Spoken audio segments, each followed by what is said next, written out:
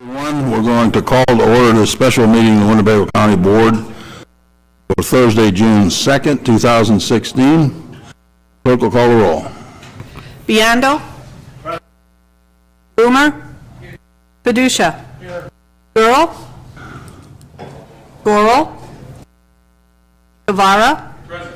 Hoffman. Drury. Kelly. Lyon. McDonald. Nicolosi. Red. Salgado. Schultz. Sweeney. Tassoni. Webster. Westcott. Wilson. 15 present, 5 absent. Okay, we do have a quorum. Invocation and Pledge of Allegiance this evening by Board Member L.C. Wilson. All please stand.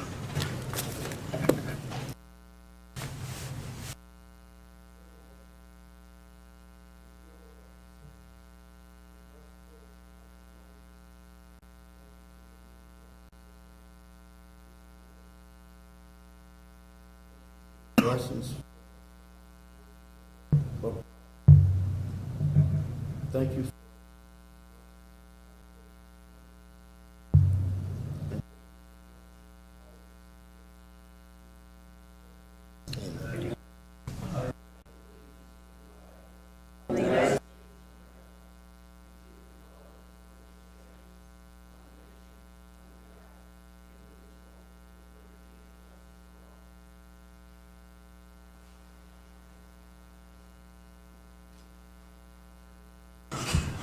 Well, I want to thank all of you for taking time this evening for a special meeting. We have a lot of ground to cover tonight, and we have really one committee report, but we're going to let Mr. Biondo sit where you're at. And public participation, we don't have any. Mr. Drury? Yeah, I just have one announcement. I'd like to everyone to notice the good-looking lawyer that we have. A nice face. Looks much better than Mr. Kalinka's. Thank you. Ooh, careful. That's HR issues you're talking about. So, what we've got, and I want to compliment and thank ahead of time Mr. Cutler and Mr. Chapman, of course. We're probably a month ahead of where we normally are in this process. So Steve is going to go over some budget history and tell us where we're at in this current budget, which goes through September 30th of this year. Some initial budget projections for 17, and then I will talk about some solutions to some of those issues, all for discussion at this point. Mr. Chapman.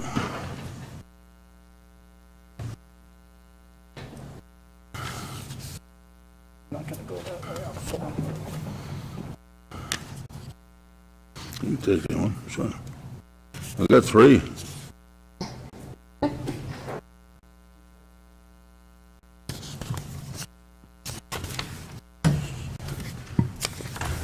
Okay, good evening. Thank you for attending tonight. This would normally be a Finance Committee night, and I really didn't have much of an agenda for that committee for tonight, so I felt along with Scott that we should try and get everybody together and put forth this information to everyone. Some of the information has already been somewhat discussed in Finance Committee. There's been some projections that have been put forward by myself and Mr. Cutler at some other meetings past. But I did feel that it was good to get everybody up to speed. We have to have the budget approved by the end of September, which is about 4 months away. And as Scott mentioned, we're trying to get a jump on this this process this year because of the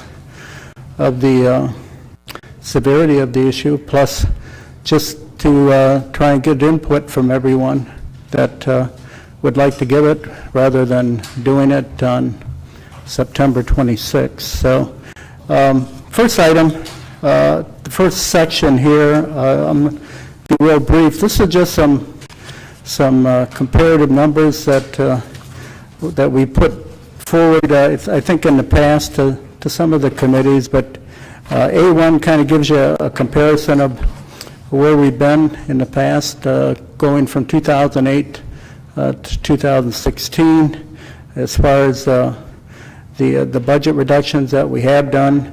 As you can see, back in 2013, we were at our lowest level, about 182 million. It did jump up in 2014 and has stayed fairly fairly level with that year and so on. So the difference between the budgets, I mean, it's between 2008 and 2011 was about an 18.6% reduction. That's when we had all the reductions that we had to do when the last recession hit. So pages A2 and A3, this is a chart that we had given the Finance Committee previously. This reflects, in terms of the personnel dollars that are allocated for departments, what the actual spending was in those particular departments from 2008 forward to 2016, and it also includes the staffing that was included based on the level of employment as of October 1st of each fiscal year. Obviously, it would go up and down based on, people leaving, people coming, and so on. We also grouped it by elected official, so you could see, the individual that's responsible for those budgets, what's included.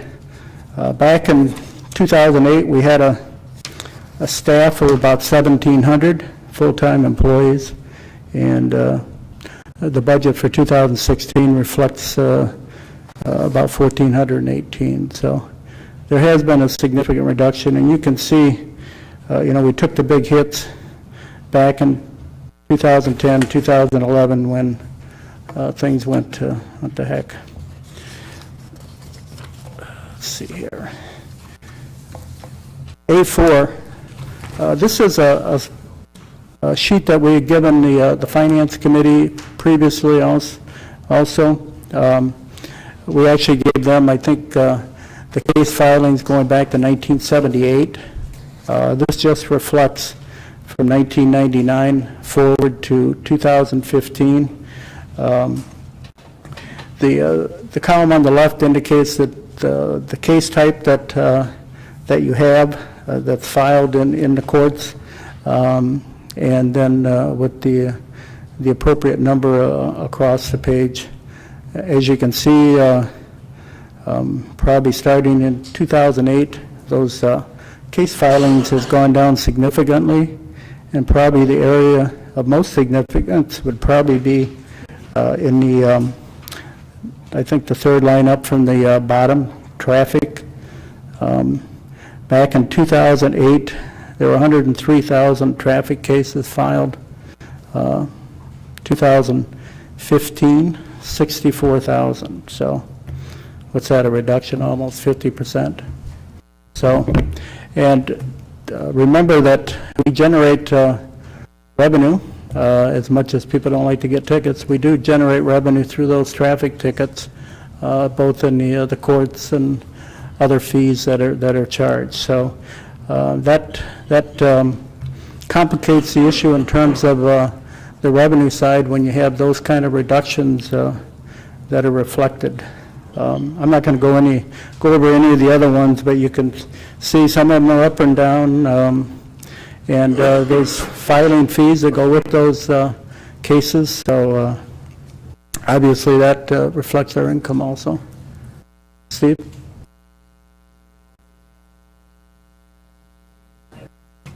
Use your mic there, Steve, please. And I think you can at this point. Yes. It's okay? Yeah, it's all right. If I could have you back up one page or 2 pages where we're showing the personnel. One of the things I've had opportunity to spend some time with this because I got it at the Finance Committee. The second paragraph of the personnel detail here from 2008 to the present shows the state's attorney's office, and this financial compliance unit for the first couple of years, 2008, 2009, I don't know if the responsibilities for that have gone away. That's the Harris folks. We went to the private collection firm. Right. Okay? And then from that, the follow-up comment would be, from 2009, if you take those five individuals out, that's a starting point of 70. And we've seen an increase from that 70 to where it peaked out in 2014-15 at 84, and then we're back down 3 units to 81. And I wanted to point this out to my colleagues, and I'm sure there's arguments on both sides of this issue, but we've received communication from the state's attorney about how significantly they're down from where they were, but that's not suggested based on these numbers that we're looking at here. And then just the second observation is that if you combine the numbers for the sheriff and the jail for each of these years, because you have to add 2 different numbers for each of them, for sheriff and for jail, because some of it's paid out of the public safety tax, some of it's out of the general fund. We saw a downtrend that bottomed out in 2012, where we had 173 in the sheriff's department and 201. And I'm sorry, the sheriff bottomed out in 2012, a total of 173, and that today is 204, whereas the jail was 201 in 2012, and it's now 200. So we've pretty much, I mean, we lost some ground from 2012 to 2015, went from 201 to 190, and then we jumped back up by 10 to 200 in the current year. But the sheriff's department actually has grown in terms of staff from 2012 of 173 total to the present of 204. And I appreciate your patience in letting me give you these numbers and walk through this. But one of the comments that I had heard was that the 204 was a misstated number because it had part-time people in there as well as full-time, and so that was a misleading figure. And I'm done talking. Could you speak to that? The what number? I'm sorry. That the 204, which is the sum of the 2 sheriff categories for the sheriff's department, not the jail, which is 200, but 204, which is up from 173 in 2012, 171 in 2011. But that's a misleading number, the 204 in 2016, and is misleading because it includes part-time people, and a lot of them. No, it does not. That's full-time. I think part of the issue, Steve, is if you remember back in the 2016 budget, we combined some departments. If you look at the 40123 jail reduction program, sheriff, I think that lists 19 people. In 2015, that's combined with the sheriff in the sheriff's budget in 2016. We tried to combine departments this year to make it easier for people to follow, but it does not include part-time.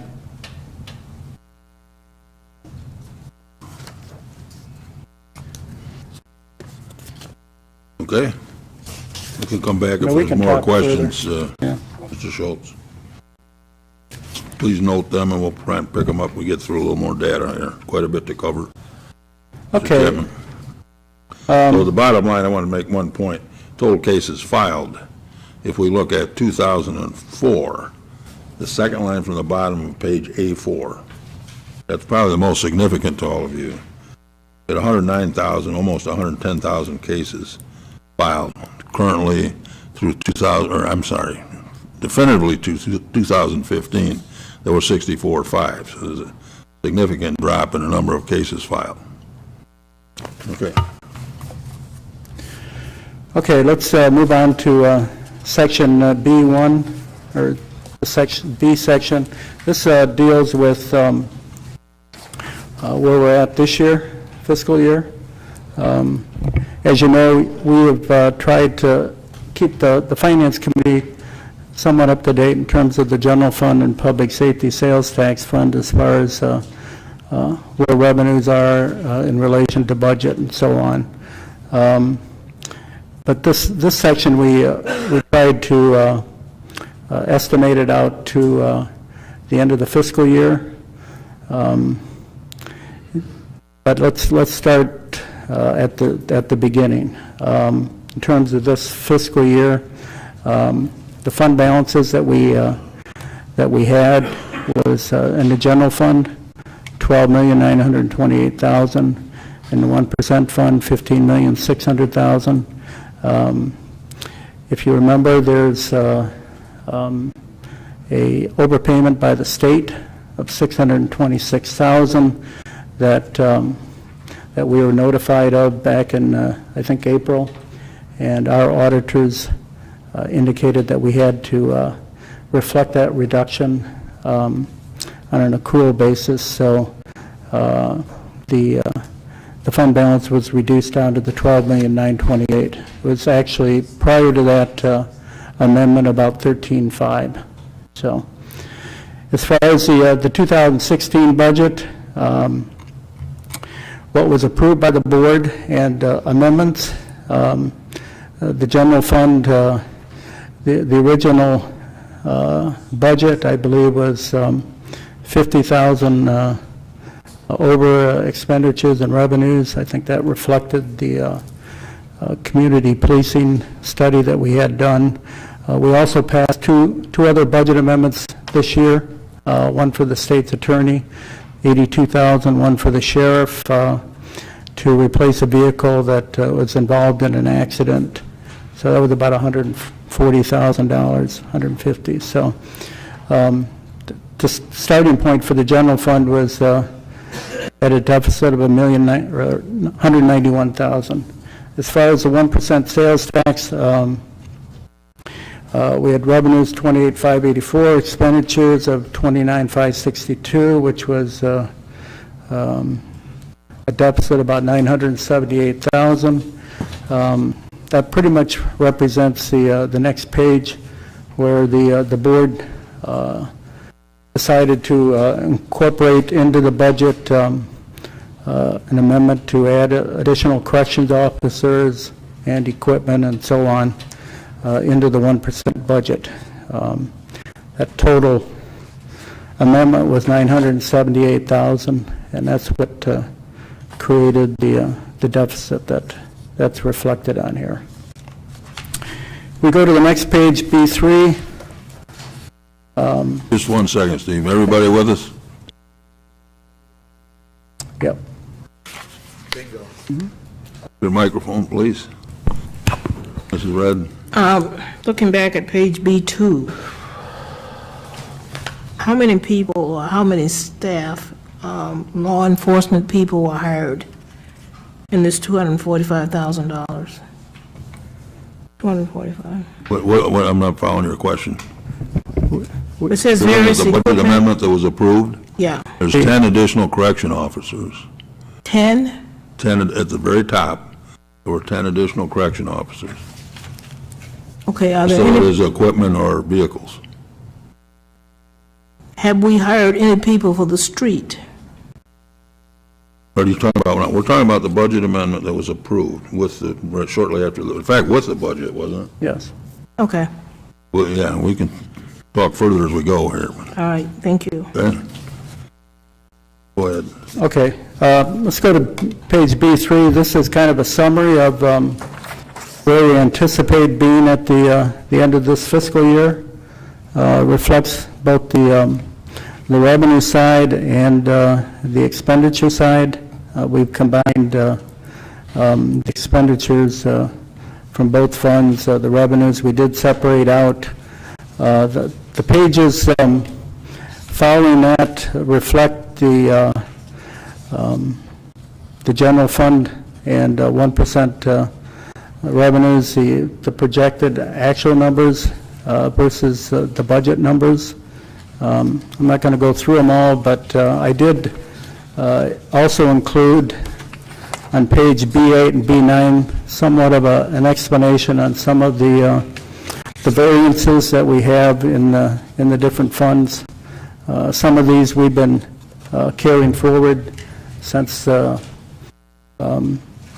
start of the year. Some of them have just recently shown up.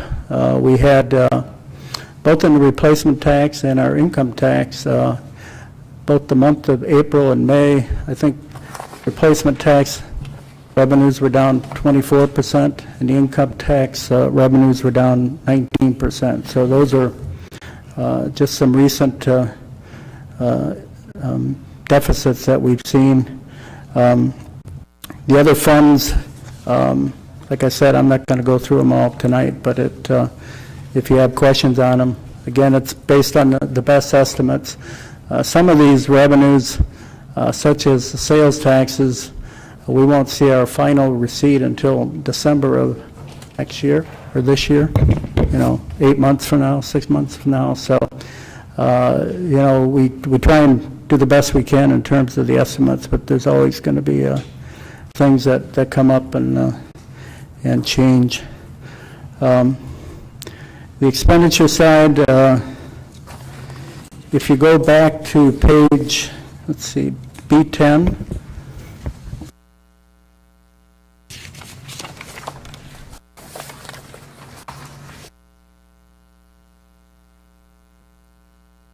this is a projection that Brian Cutler did as of the May 13th pay date.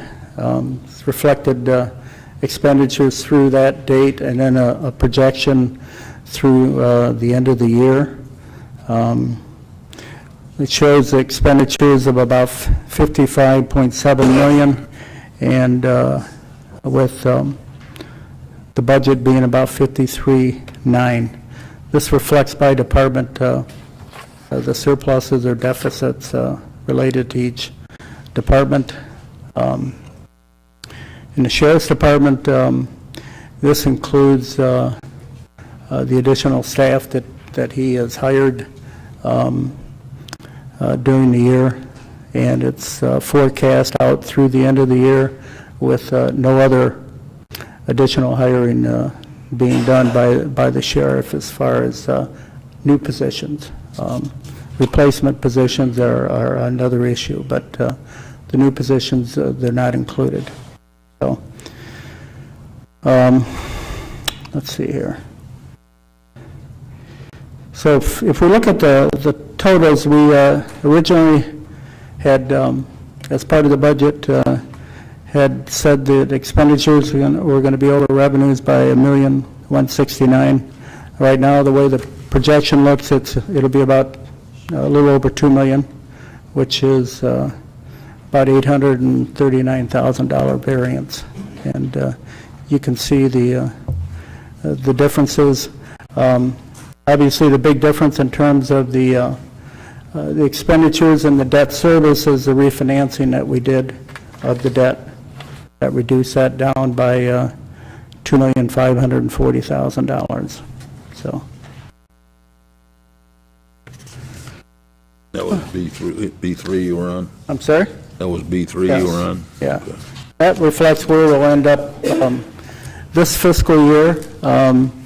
Right now, it looks like we'd take a hit to our fund balance of about $2 million, and that would probably come out of our public safety sales tax fund balance right now, which is the $15.6 million. Presumably would come out of that particular fund.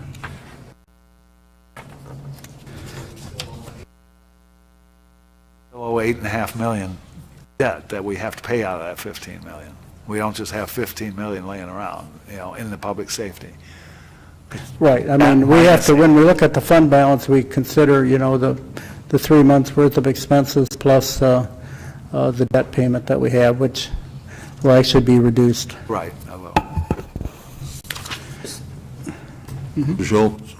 Thank you, Mr. Chairman. Just clarification, you're projecting that inclusive of the bond refinance, 2-point-something million dollars, that when you factor that in, we're going to have a $2 million use of the fund balance in our current fiscal year. Correct. And that is including all personnel to date, right, through that payroll, Right. but no additional.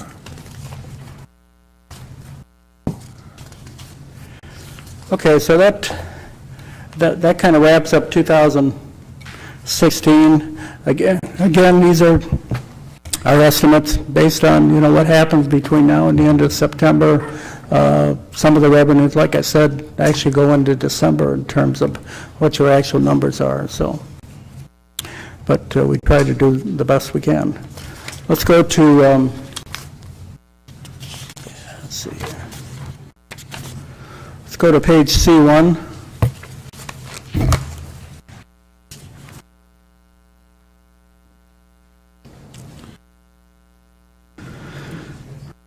Okay, so a previous projection that Brian Cutler and myself have put together is similar to this sheet here. However, at that time when we did the projection, we just utilized the 2016 revenues as a base. Well, we went back and tried to estimate what those revenues will be for next year, in 2017, and pages C2 and C3 will reflect those estimates.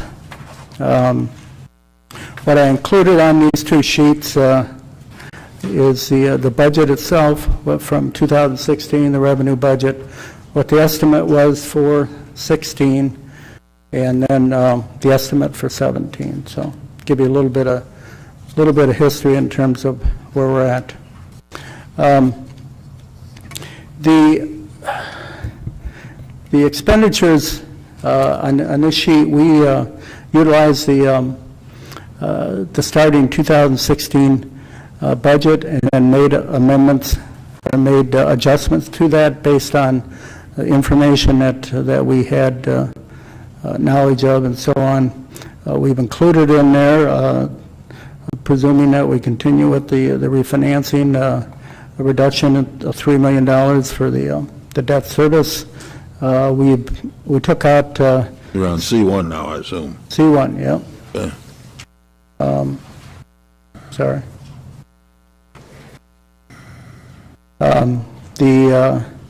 We reduced out the one-time capital that we had included in the 2016 budget.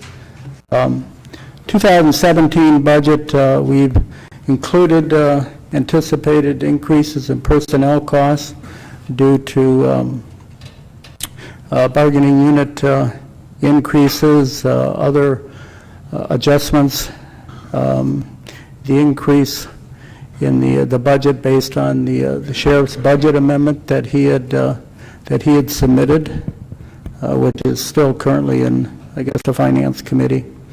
And then along with that personnel cost is the retirement cost.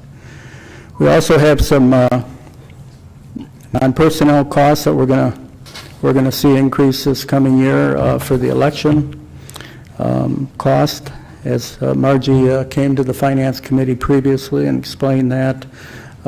Court-ordered expenditures in the circuit court, things such as providing services to individuals based on the state court recommendations, other costs. Again, that's just an estimate, $350,000. So, kind of getting down to the bottom line, with all these factors included in here, the estimated expenditures are $84,241,000. That would give us a deficit going in to next year of $5,884,000. Now, if, as I mentioned, those personnel numbers that we had included funding all the sheriff's department's amendment. They've added certain personnel already into the current year budget. There's other additions that they have not done yet that were part of that amendment. If we choose not to do anything further with that amendment in terms of the additional positions, that $5,884,000 could be reduced by $900,000. That's about what the impact would be of hiring the additional people this year, as far as what that expense would be for the entire year next year. So that would bring that down to, what, $4,984,000. As far as the percentages in that, we've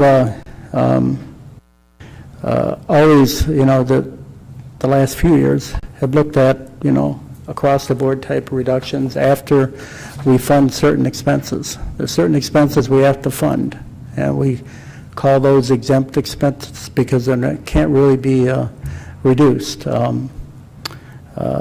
Case in point, we have contracts with McChesney Park, the Forest Preserve, and those contracts, since we do receive revenue, we can't really reflect a reduction in there. So we have to take that amount out when we go to calculate what it would be. As far as assuming that we wanted a balanced budget, that reduction of the non-exempt expenditures for both the general fund and the 1% departments would be 9.15%. We take out the additional people the sheriff was requesting, that percentage would be reduced down to 7.76%. So that number isn't too far off of the previous number that we had given the Finance Committee, but it's more refined now in terms of the revenues and the expenses and so on. So. Okay, Mr. Beato, we're up, then we'll come back, Mr. Schultz. Mr. Beato? Basically, I had the question on the reduction in debt service. That assumes that we actually sell all the other bonds, and it would then reduce our debt by $3 million a year for the 1% sales tax. Yes, if you don't, then you can add $3 million on top of that Right, $5,884,000. That's what I'm saying. It would go up, not, I was Yep. getting, well, you said something about 900,000 less if the sheriff's amendment doesn't go. That's the piece I missed. Okay, currently the amendment that's before the board, there's certain positions that the sheriff has already hired. Right. There's other positions that he's requested that he has not hired, and really the county board hasn't approved any, the amendment yet anyways. Right, But, right. If he does not hire those additional people, I think it's about 9 people, Right. that would reduce this shortfall amount by about $900,000. A deputy's worth about $100,000 a person, Right. so Okay, so. that includes all I'm expenses. just saying, if we don't approve the amendment, then we're really talking about almost a $9 million.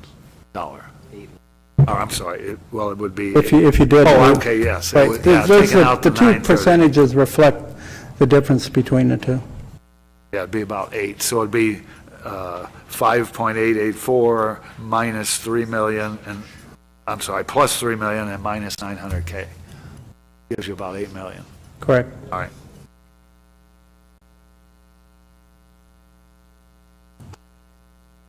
Oh, Mr. Schultz? Thank you, Mr. Chairman.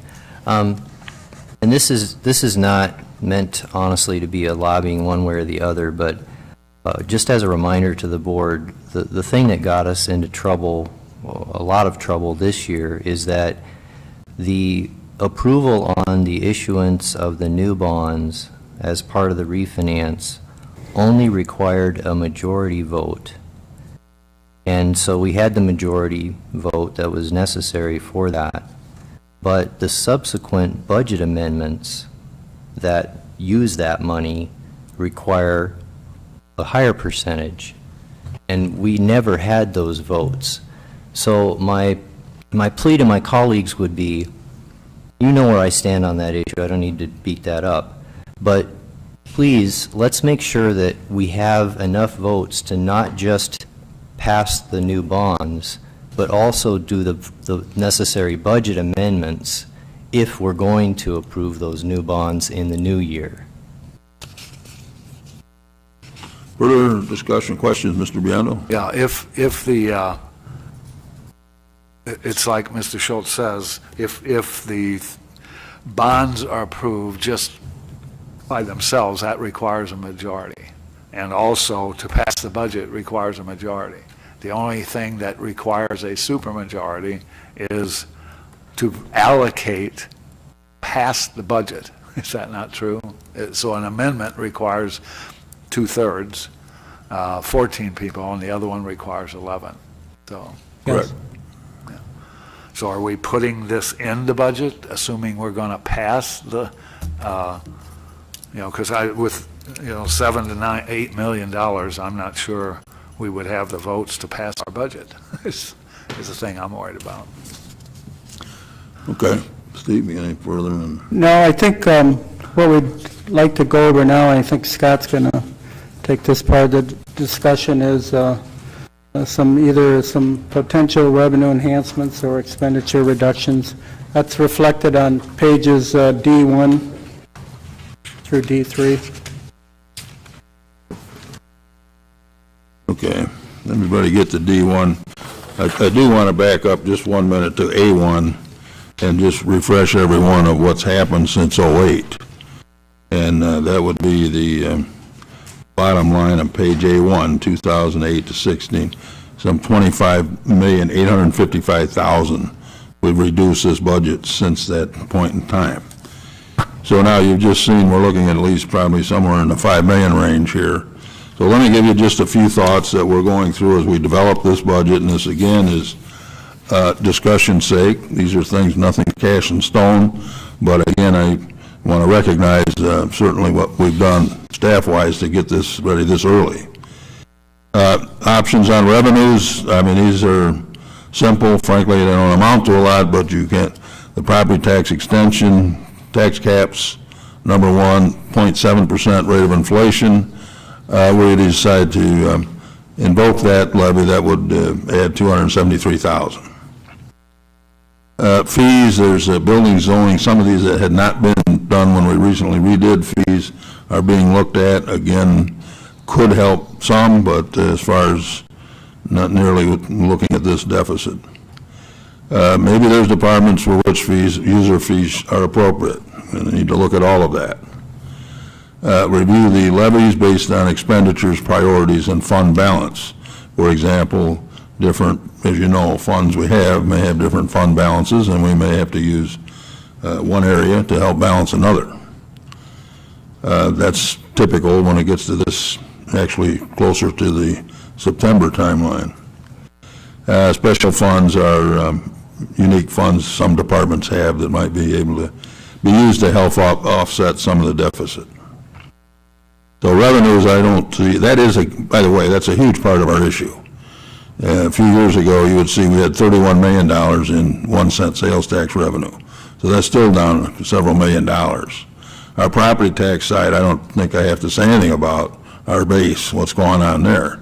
So again, it's more of a revenue problem than it is an expense problem. But having said that, we've always come in with a budget, balanced budget. We are by law, and contrary to other units of government in the state, we comply with the law. So if you start with the expenditure reduction, Steve described one. There was 900,000 additional requests in the amendment for the sheriff's increase. That's 900,000 that could be applied, depending if that's the course chosen. Number one, implement a wage freeze. I think that's mandatory. That's going to happen. All bargaining or all non-bargaining units, and you can see if it's just from the general fund and 1 cent public safety, October 1 of 16, that would be about $500,000. If we added all non-bargaining unit members, the freeze would be about $1 million, which is probably what we would recommend. We've got before you, and hopefully we'll be asking you to vote next week on the early retirement, so these folks can start making plans. We figure there's at least $1 million. Kim, that was your numbers in savings. And the important thing here is on the, I think, the final page. What we're saying is we're looking specifically, when we say early retirement, if it's a 3-year, it covers the employee only their insurance for 3 years, something we've done several times. The difference is we're not specifically looking for those areas we don't fill. We don't want to have to backfill them. So if we cut an $80,000 job, it has that full $80,000 effect. Not going to be possible in all cases. If it's not, then we're saying we want to go 6 months before you rehire. Okay, and that gives you another 3 before any benefits kick in. So it has a 9-month benefit impact. So number one, we don't fill them at all. That's the first scenario. Number 2 is instead of 4 months, we go to 6 months. And if there is an emergency, whatever it is, we've still got that committee that would review them if there's a request to hire earlier. So we've still got that safety valve, I guess I would say. So that would be something we'd like to move on soon.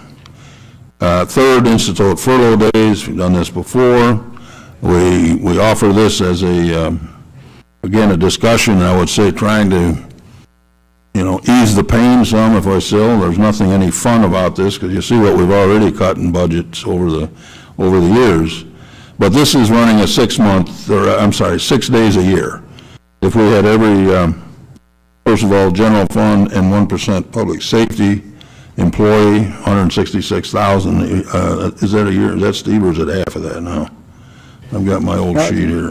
It's still 166. Oh, 166, okay. So that would equal about $1 million at that point. And if we went beyond that, bargaining and non-bargaining, all units, in a furlough days of 6 per year, that would be $1.4 million that could be applied against that deficit. So I called it $1 million. And then, knock on wood, very strongly, we're doing very well on our health insurance, Mr. Peterson and Mrs. Ponder. I think that's been monitored clearly. We feel there's about $1 million we can reap out of that savings. So, voluntary and non-voluntary layoffs are certainly part of the equation. And then, of course, use of unfund balances, fund balances particularly now, when our debt service were to go from $8.5 million a year on the Justice Center to $5.5, reduces the amount we have to maintain 3 months, 1 quarter of fund balance, so that we would be comfortable with probably applying $1 million towards this going into that next year after the 2 we just did. Now, long term, that's not good business, but that's part of the reason we have that rainy day fund. So, if you go down and add that up at $900,000 the sheriff, we have $1 million from the wage freeze, early retirement $1 million from the furlough, health another $1 million, and about $1 million from the fund balance, a little slightly under that. That would balance that $6 million deficit. So that's our, at least at this stage, that's our discussion proposal. I think it's, let me just say, it comes from many years of experience dealing with this budget, Mr. Chapman in particular, but also myself, and Brian now has had time in here considerably, so in trying to make it, well, we're still delivering the quality services we're interested in.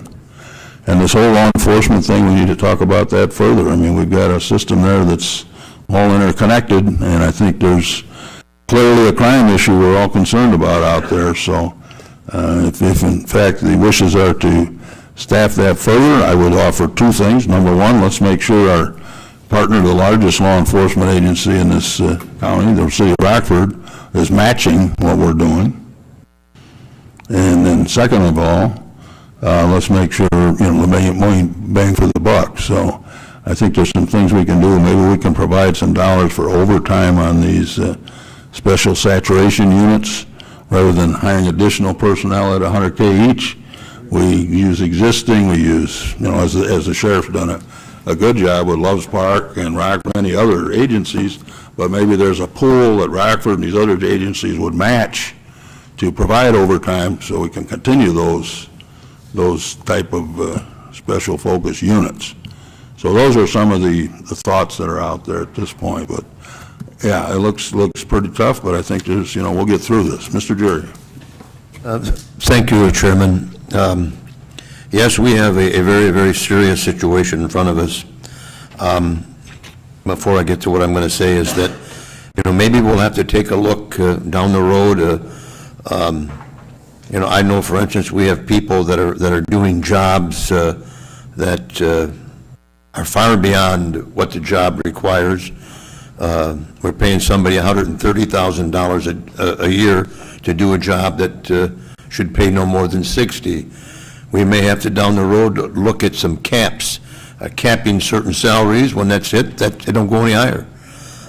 We cannot continue to operate paying people $130,000 a year when a job pays $60,000. So we have to look at the whole situation, and we have our work cut out for us.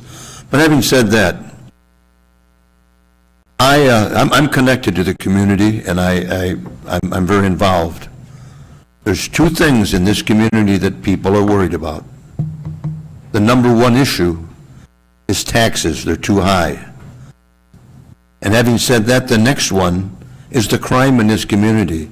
I asked my fellow board members, go out to your community and ask your constituents, what is the number one issue? And they will tell you crimes and drugs. And then the next thing they'll say, taxes are too high. Winnebago County, the city of Rockford, Beloit, Durand, Rockton, we're not going to prosper until we figure a way, and even though we're strapped for money, to handle the crime situation. And that's the bottom line. I've talked to Joe at Giovanni's. He's worried about his business. People aren't coming here. I stopped today at U-Haul. I was going to rent a truck for my granddaughter. He tells me people are leaving here in Groves. They can't keep trucks. We have a serious problem, and we got to handle it, and that's crime. Thank you. Mr. Webster. Thank you, Chairman. I got a question for Steve. I don't serve on the Finance Committee, so I want to be clear on something here. What is the exact dollar amount now that we are considering to allocate to the sheriff through that bonding issue deal? I don't have the thing of it is that the budget amendment was only for a portion of this year. I don't have that amendment with me. I can get you that number. But I think if you implemented everything next year, I think the total cost was like, I think 1.8, 1.9 million. The other problem with the sheriff's department is he's already over budget in his personnel area anyway, so that has to be made up somehow. Second part of that is when we redid our bonds, whatever, I don't know, I'm sure there's a name for the mechanics of doing it there. What is our cost for paying back that 1.8 or 1.9 as it were? How much is that going to cost us? Well, I guess it, 2.6 million. 2.6 is what we borrowed. I mean, I Mr. think, Biondo? I think you pay back 3.3 million for the 2.6 over the 12 years. So it's 700 grand. All right, clarify that for me again. Oh, I'm sorry. We borrowed 2.6 and paid fees and various other things. And I think when we pay it all back, I don't remember. Is it 12 years now? Something like that. It's 3.3 million total that we pay back.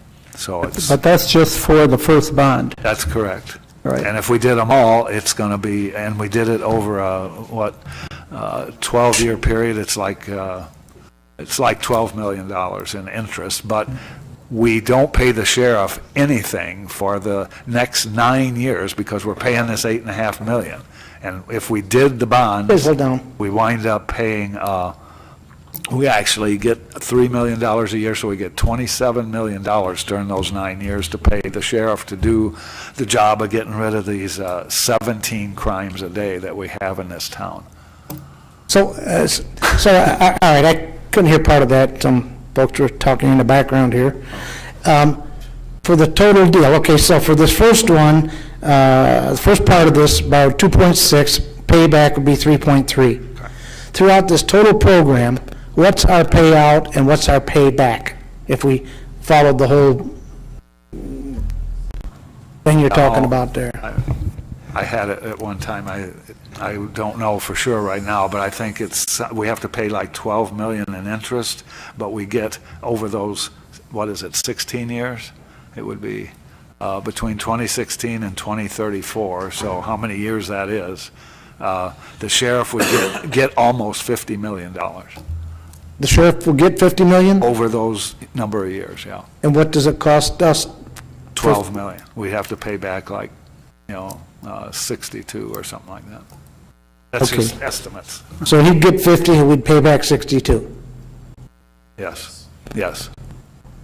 But the thing is, we would have these extra 10 people on the street, and we still would be able to do our alternative programs and whatever. And if we're not going to do this, and we're going to keep the crime on the street, I'm going to start looking at alternative programs too, and a bunch of other stuff we could, so none of this cuts services that we just discussed. It doesn't cut any, and we can do that for a while. But I was on a board where we borrowed $55 million a year just to make it through half of the next year, called tax anticipation warrants. And boy, when you get into that mess, state can come and take you over. So, and look at how they run their spot. I don't think I know what you're saying, Mr. Brianna, but let me offer, there will be cuts in services. Yeah, has to. You're not going to be taking these early retirements and all these without being impacted And this still time. We've maintaining, cut, right. I want to keep emphasizing, we've cut Right. 25 million already.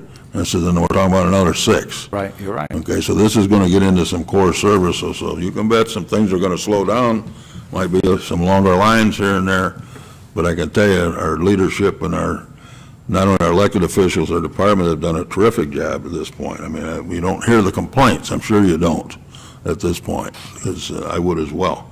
Mrs. Red? Thank you, Chairman. Can you show me someplace in this budget or in the alternative programs where we have funds for the youth? I tell you, we're not on that budget tonight.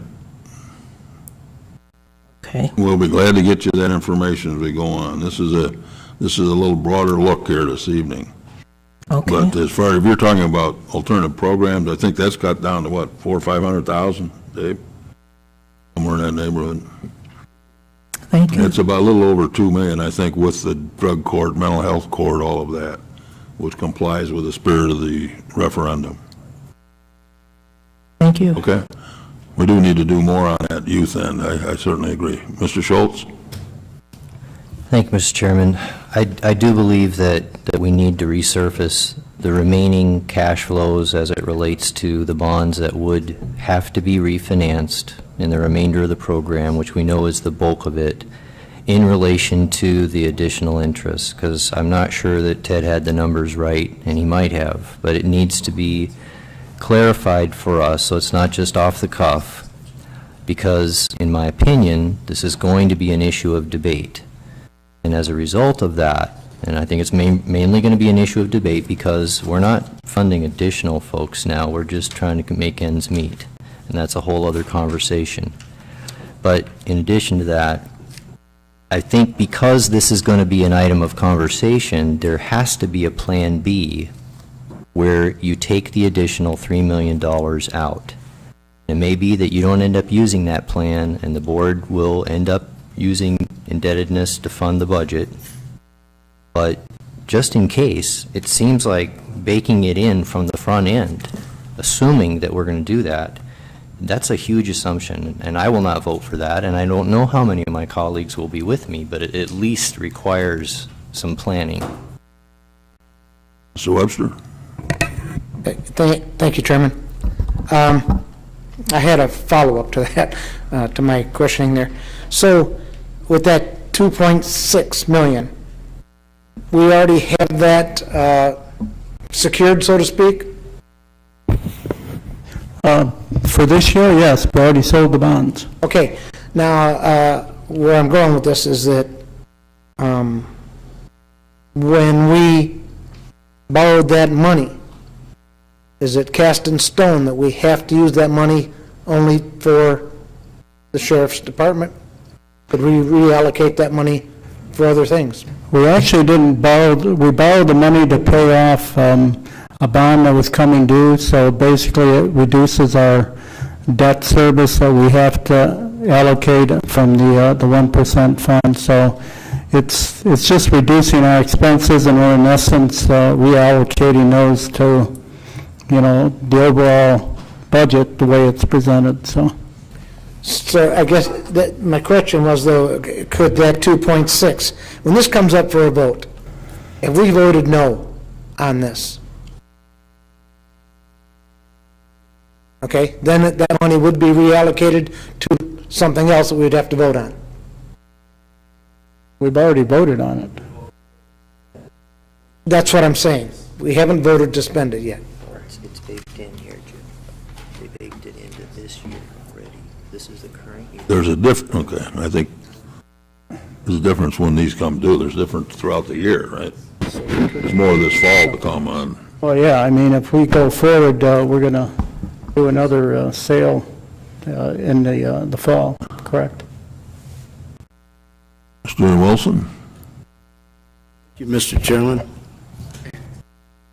In the past 3 months, I've met with some professional folks that really feel that locking people up and hiring officers is not the answer.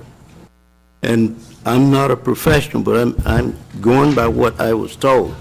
And Joe Briscato was at this meeting. The sheriff was invited, but he didn't show up. And I don't criticize him for that, but I would like to say that we have a cycle with these inmates. They commit a crime, they go to jail or prison, they come back, they can't get a job because nobody will hire a person with a background conviction. I'm talking about 95 or higher % of employers in this area. So they have to go back to what they know, which is a terrible thing, a repeat of crime.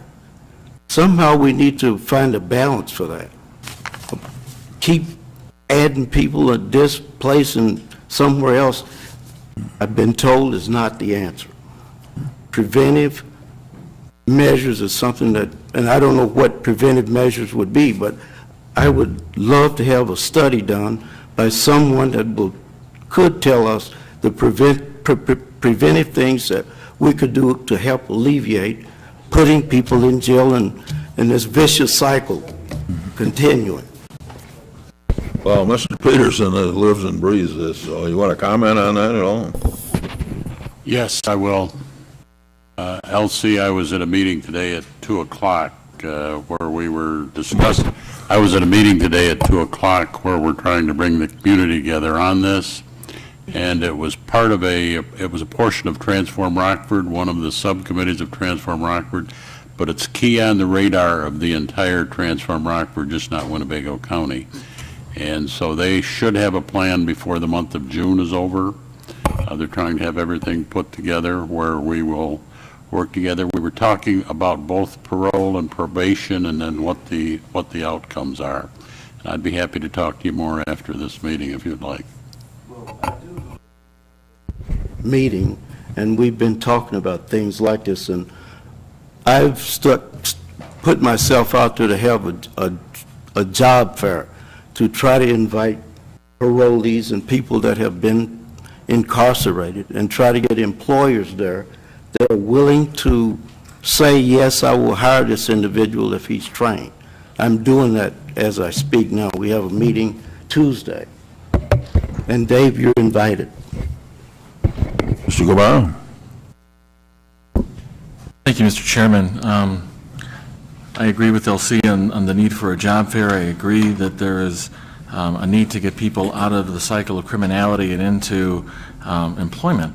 I think we need to be careful when, with assumptions. It wasn't too long ago when we were assuming that we were getting more people from the Department of Corrections than we were sending down there, when in fact it turned out that we were sending 20% more people to the Department of Corrections than we were getting back in parolees. And when I talked to Mike from RADAC, what he had told me was there are jobs for people who are felons. There are jobs that are available, and they work very hard there to try to set people up and get them to work. But transportation is a problem, work ethic is a problem, the desire to not work third shift, a number of different things.